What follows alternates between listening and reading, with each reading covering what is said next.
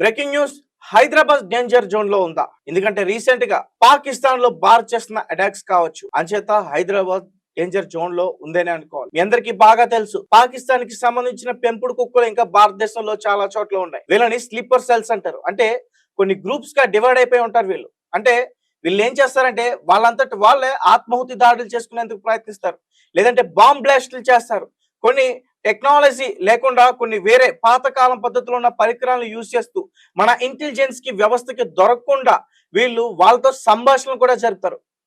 ఇప్పుడు ప్రస్తుతం హైదరాబాద్ ఒక పెద్ద మన భారతదేశంలోనే ఒక పెద్ద నగరంగా ఉంది. ఢిల్లీ కావచ్చు, హైదరాబాద్ కావచ్చు, వైజాగ్ కావచ్చు. సో ఇలాంటి ప్లేసెస్ లో వీళ్ళు దాడి ఎట్టి పరిస్థితుల్లో చేసే ఛాన్స్ ఉంది. అందుకనే నిన్న కూడా ఐపీఎల్ మ్యాచ్ జరుగుతున్నప్పుడు ధర్మశాలలో వాళ్ళందరినీ ఎందుకు పంపించారు అనుకుంటారు? అక్కడ వేలాది మంది జనం ఉన్నారు. అక్కడ వాళ్ళు ఏదైనా బ్లాస్ట్ చేస్తే కొన్ని ప్రాణాలు పోయే అవకాశం ఉంటుంది. అందుకనే వాళ్ళందరినీ కూడా అక్కడి నుంచి పంపించే ప్రయత్నం చేశారు.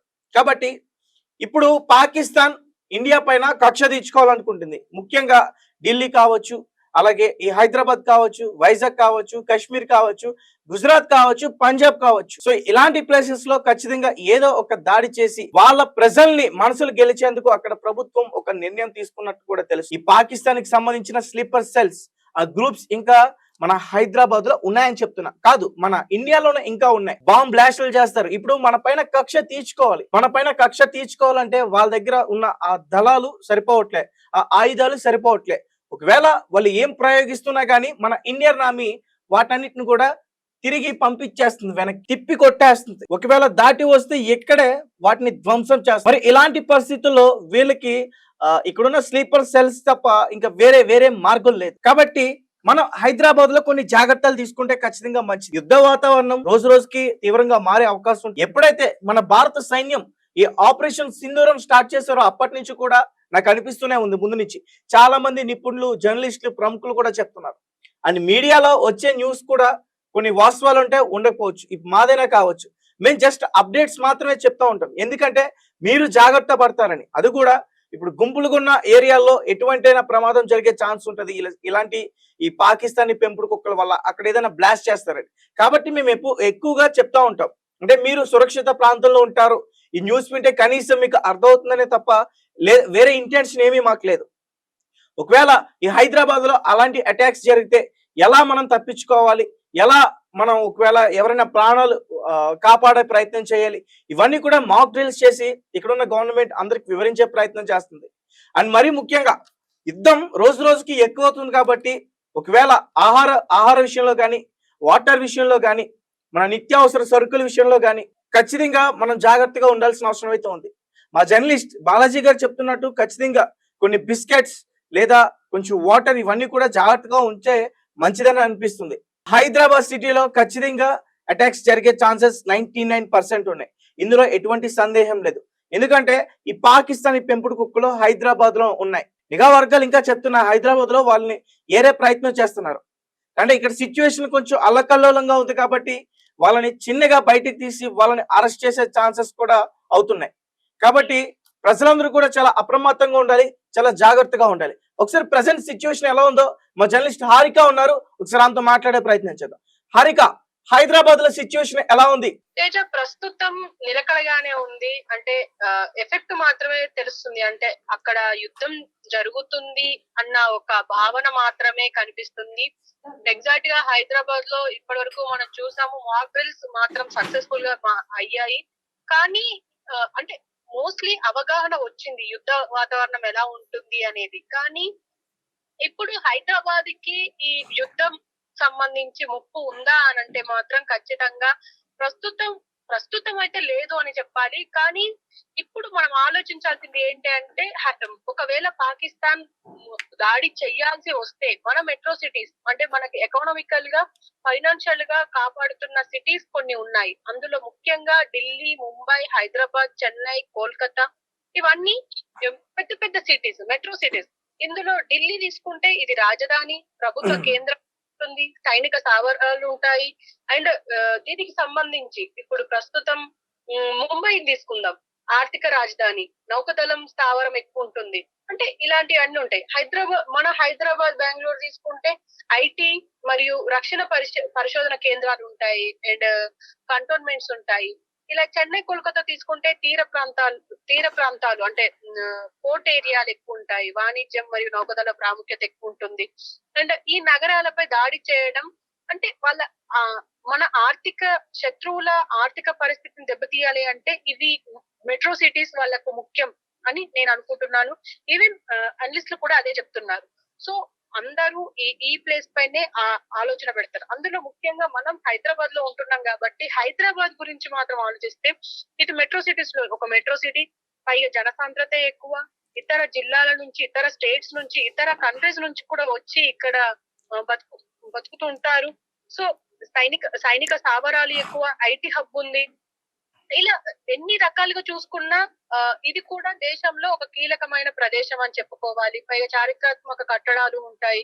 ఇవన్నీ ఉన్నాయి కాబట్టి అంటే మనం చూడొచ్చు. ఇప్పుడు ప్రస్తుతం ఒకవేళ పాకిస్తాన్ ఫోకస్ పెట్టాలి అని అనుకుంటే ఈ సిటీస్ ఉంటాయి కాబట్టి ఈ సిటీస్ ని మనం జాగ్రత్తగా కాపాడుకోవాల్సిన పరిస్థితి అయితే ఉంది. అండ్ ప్రజలు కూడా ఖచ్చితంగా జాగ్రత్తగా ఉండాలి. అంటే ఎందుకు అని అంటే ఇప్పుడు మనం చూసుకోవచ్చు, ఎప్పుడైతే పెహల్గాం అటాక్ స్టార్ట్ అయ్యిందో ఆ రోజు నుంచి మనం అసలు ముస్లిమ్స్ అంటే మన భారతదేశ ముస్లిమ్స్ ఎంతమంది, పాకిస్తాన్ ముస్లిమ్స్ ఎంతమంది, పాకిస్తాన్ ముస్లిమ్స్ లో ఉగ్రవాదులు ఎంతమంది, అండ్ వాళ్ళ మదర్సాలు ఎన్ని ఉన్నాయి, ఆ మదర్సాలలో ఎంతమంది ఓన్లీ వాళ్ళ ప్రవచనాలు చేస్తున్నారు, ఎంతమంది వాళ్ళ మతానికి సంబంధించి అండ్ ఇప్పుడు ఇస్లామిక్ కి సంబంధించి ప్రవచనాలు చేస్తున్నారా, లేకపోతే ఐఎస్ఐ లేకపోతే ఉగ్రవాదానికి సంబంధించిన ప్రవచనాలు చేస్తున్నారా అన్న దాని మీద కూడా మన ఇంటెలిజెన్స్ ఫోకస్ పెట్టిందని చెప్పుకోవాలి. ముఖ్యంగా ఉగ్రవాదులకు సంబంధించి దాదాపు 2000 మంది ఇక్కడ ఉన్నారు అని చెప్పేసి అయితే ఇంటెలిజెన్స్ చెప్తుంది. యావత్ భారతదేశం మొత్తం కూడా 18,000 మంది ఉన్నట్లు కూడా గుర్తించారు హారిక, పాకిస్తాన్ సంబంధించిన వాళ్ళందరూ. రైట్. కానీ మన హైదరాబాద్ విషయానికి వస్తే మాత్రం దాదాపు 18,000 మంది వెళ్ళారు. అందులో ముఖ్యంగా 2,000 మంది పాకిస్తాన్ కి సంబంధించిన ఉగ్రవాదానికి సంబంధించిన వాళ్ళు ఉన్నారు అన్నట్టుగా గుర్తించారు. ఈవెన్ అందులో స్లీపర్ సెల్స్ కూడా ఉన్నారు అని అంటున్నారు. సో ఈ స్లీపర్ సెల్స్ చాలా డేంజర్. సో అందుకు హైదరాబాద్ కి ముప్పు ఉందా అంటే ఖచ్చితంగా. ఎందుకంటే ఒకవేళ వాళ్ళు యాక్టివేట్ అయ్యారు అని అంటే ఖచ్చితంగా చాలా ప్లేసెస్ లో ఇంతకు ముందు జరిగినట్టుగానే గోకుల్ చాట్ అండ్ దిల్సుఖ్ నగర్ మనం ఉదాహరణలుగా తీసుకోవచ్చు. ఎంత విధ్వంసం సృష్టించాయో అలాంటి సిచ్యువేషన్ మళ్ళీ రిపీట్ అయ్యే అవకాశం ఉంది. కాబట్టి ఖచ్చితంగా వాళ్ళు యాక్టివేట్ కాకుండా ఇంటెలిజెన్స్ చూసుకుంటుంది అని మాత్రం అయితే ప్రస్తుతం సమాచారం ఉంది.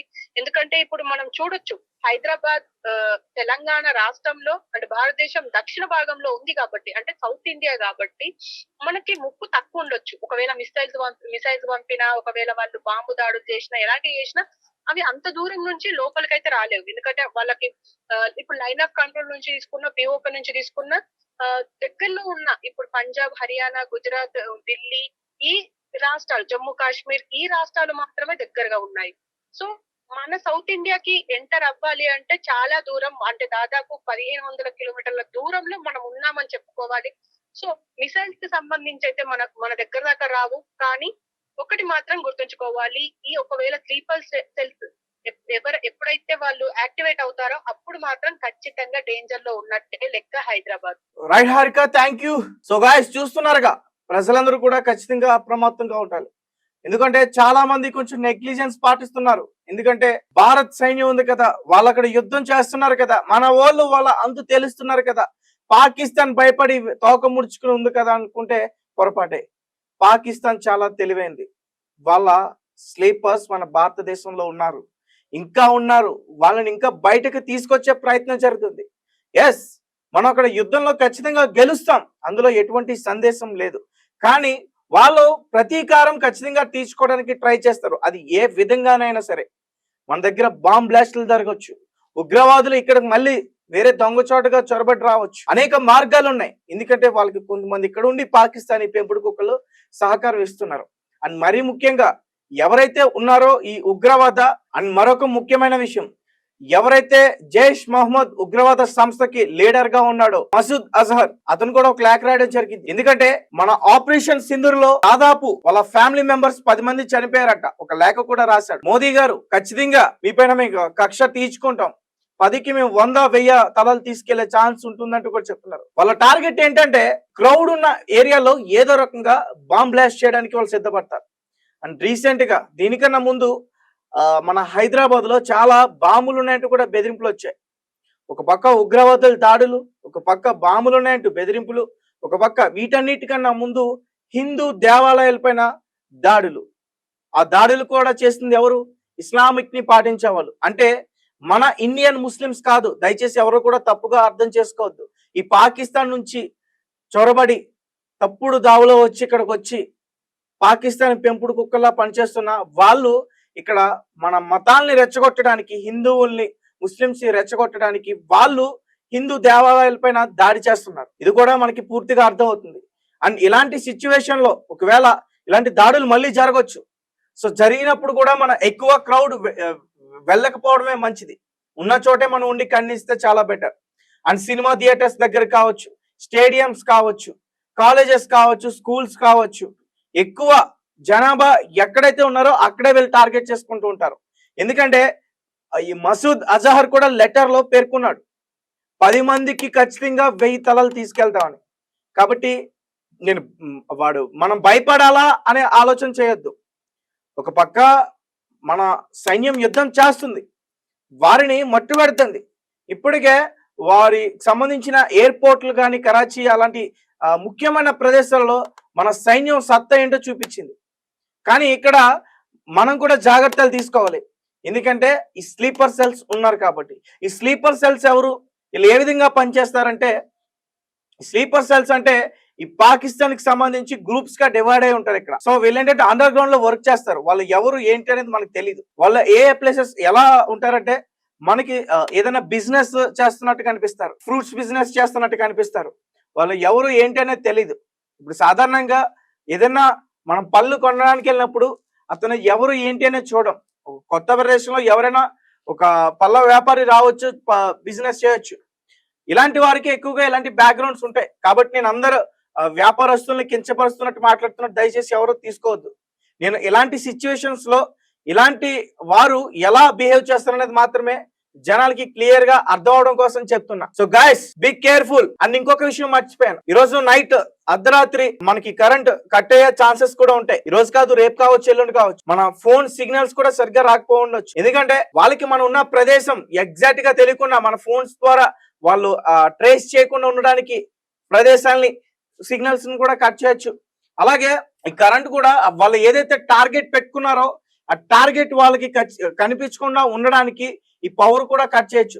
ప్రజలందరూ కూడా ఖచ్చితంగా అర్థం చేసుకుంటారు. ఇది మన కోసం, మన భారతదేశం కోసం, మన భారతీయ ప్రజల కోసం. ముందు తరాలు ఈ భారతదేశాన్ని ఖచ్చితంగా ఒక ధైర్య దేశంగానే చూడాలి. కాబట్టి ప్రతి ఒక్కరు కూడా సహకరించాలి. ఈ పాకిస్తాన్ తో యుద్ధం ఇప్పుడప్పుడే ఆగేలా లేదు. మన ఆర్మీ సైన్యం, మన త్రివిధ దళాలు ఖచ్చితంగా తీసుకొస్తుందని నాకు అనిపిస్తుంది. అలాగే ఈ పోరాటంలో చాలా మంది వీరులు చనిపోతున్నారు. వాళ్ళ కుటుంబాలకి అండగా మనమే ఉండాలి. దయచేసి ప్రతి ఒక్కరు కూడా ఎవరైనా మీకు తెలిసిన జవాన్ చనిపోతే వాళ్ళ కుటుంబ సభ్యుల దగ్గరికి వెళ్ళి ఓదార్చే ప్రయత్నం చేయండి. వారికి తోడుగా నిలబడేట్టు ఉండే ప్రయత్నం చేయండి. వాళ్ళని మోటివేట్ చేయండి ఖచ్చితంగా. ఎందుకంటే వాళ్ళ